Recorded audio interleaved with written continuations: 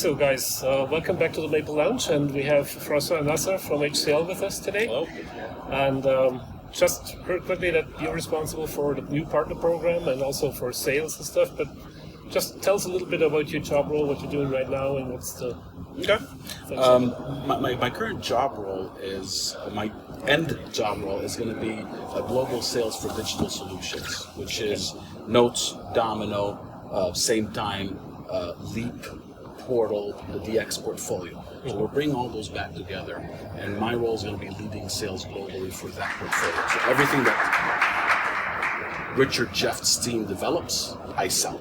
Okay, so you're responsible for like the programs and the processes behind that? Or? I'm responsible for sales, so I'm specifically responsible for sales. Now, from a partner program perspective, we are a startup, okay?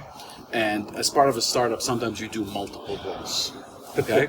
And for partners specifically, as we are going through the due diligence, I had brought up, hey, the channel program is really important. It's very important at IBM. We need to establish a channel program at HCL. Okay. And they looked and says, great, you do it. So today, what I'm doing is I'm establishing the foundations of the partner program across the entire portfolio, not just digital solutions.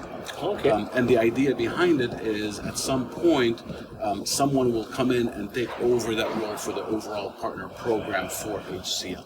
Okay, I see. Okay. So it's interesting that we discuss these notions of, okay, you're responsible for this and that product line from a sales perspective, but from a partner perspective, of a broader portfolio, Correct. right? So that also includes the stuff that's already with HCL or is HCL's own property already, right? Right. So it includes AppScan, Commerce, Okay. BigFix, Unica, all the other products. So what we're trying to do is we're trying to establish a baseline partner program that applies to all of the brands, right?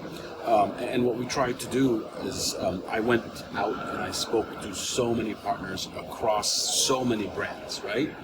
To ask them, hey, what works, what doesn't work, what do you like, what would you like to see changed?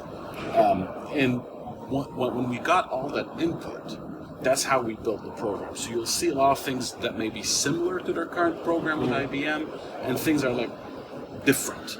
And it's really based on feedback. And I know we're not going to satisfy 100% of the partners, but we're trying to do it that we feel most partners will feel better and enables them to sell more and get engage with the customers more, as well as help us simplify things so we don't have complications around how we process things and how we pay partners. So, how's that looking in daily life? Now I'm an IBM business partner, and I signed with you guys already. But anyways, if I'm in the process now, then I think, okay, I might be selling, say, Portal now. How can I get in touch with you? So what would be my first steps to really reach out and say, okay, hey HCL, I want to get in discussion with you? No, great question. So a couple of things. We will have partner channel leads globally. So today, for example, we have 2 channel leads already in North America. Brent Wolf on the West Coast. Central in Canada is Peter Phillips. Peter Phillips will be your partner rep, for example. Okay, perfect. And again, we're a startup, so these folks are joining our team as we speak. Paul Mason, who's here, right now has entire Europe, which is a huge territory, right? But he just joined 2 weeks ago, and we're hiring more people. So what's going to happen very shortly is the partner rep's responsibility, regardless of technology, they cover all technologies, is sort of your advocates for within HCL. Okay? So they're going to be responsible to make sure that when you register a deal, get deal protection, you're getting the right tools, you're getting the deal protection. When you have a concern, for example, that says, I need to get a hold of so-and-so person to help me with this account, their job, if you don't know that person, is to put you in touch with the right person. So it's like your advocate within HCL to navigate HCL, but also to maintain your rights within HCL and help you understand the process. Okay. So that's how you would get in touch with us. Of course, most partners by now, especially in the collaboration digital space environment, know me directly as well because of all the conferences I've been attending, and they've been reaching out to me, and I've been directing them to the proper person, their channel rep. Our intent is, once we have the team established, for all the partners to be getting an email It says, hey, your partner geo lead is so and so, so they know who their contact is. And you'll notice in the demo of deal registration, it now has a space for that name, so you know who to connect with. Awesome. Okay, sounds good. So, different topic from away from partner stuff more to the sales side. I know we had a running gag at Milan, asking you about licenses and licensing models. I'm not going into that, but is there from a licensing model conceptual point of view? We heard a couple of things through the grapevine that there might be some significant changes coming for at least parts of the portfolio. How you want to address those things? Is there something that you can elaborate on? So let me just first start by saying, once the transition takes place, day one, let's say it's June 1, which is where we're aiming right now. Okay. June 2nd, things are going to be the same. We're not going to overhaul the entire licensing model overnight, right? So June 1, probably for the next 6 months to a year, things are going to be normal. When I say normal, no major licensing changes. Now, as you know, from a principal perspective, the way HCL looks at licensing, we look more at term licensing versus perpetual licensing. Okay, so if you look at that and you look at what the landscape of the acquired software is, a lot of it is what we would call perpetual licensing, but also a lot of customers do want to go to more of an operational expenditure model and the term-based licensing. So that's the one thing. The second thing is simplicity. And this is not about just licensing. We try to do everything we do is about simplicity, right? We want to make things simple and not very complex. So we reviewed the entire list of part numbers, and there's a lot of part numbers, and it's very confusing. It's very confusing. I mean, for me, who's been in the brand I've been dealing with Notes and Domino for over 24 years. For me, until today, to get confused about it, I can only imagine how a partner feels or a customer feels.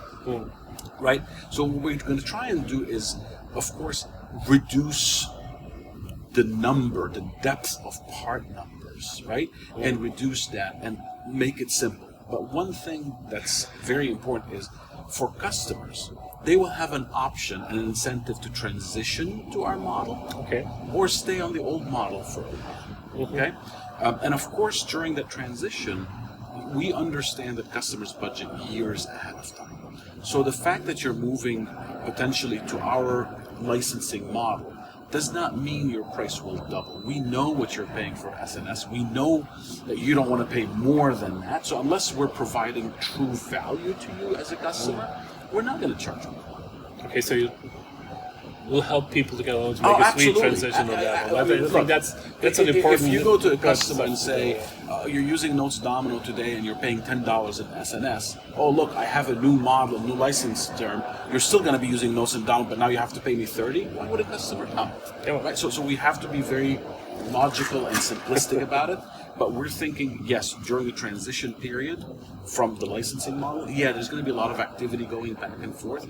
But from a futures perspective, long-term perspective, we want to get to a simplistic, understandable model for our customers long-term and our partners.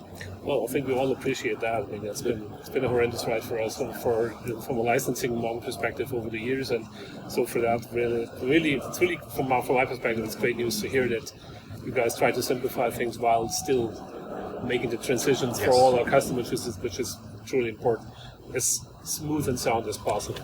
I mean, we're doing everything we can.